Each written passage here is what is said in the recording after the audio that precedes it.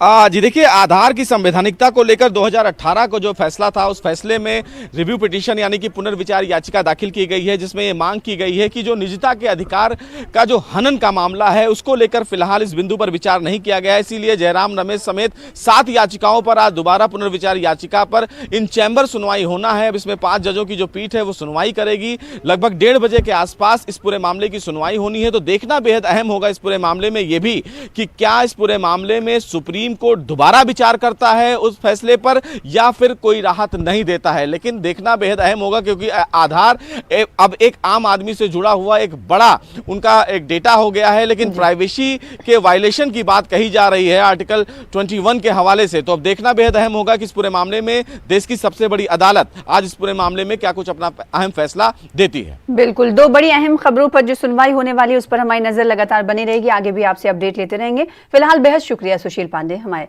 जानकारी देने के लिए। फिलहाल आगे बढ़ लेते हैं। मुल्क में कोरोना के 16,311 नए मामलों की तस्दीक हुई है।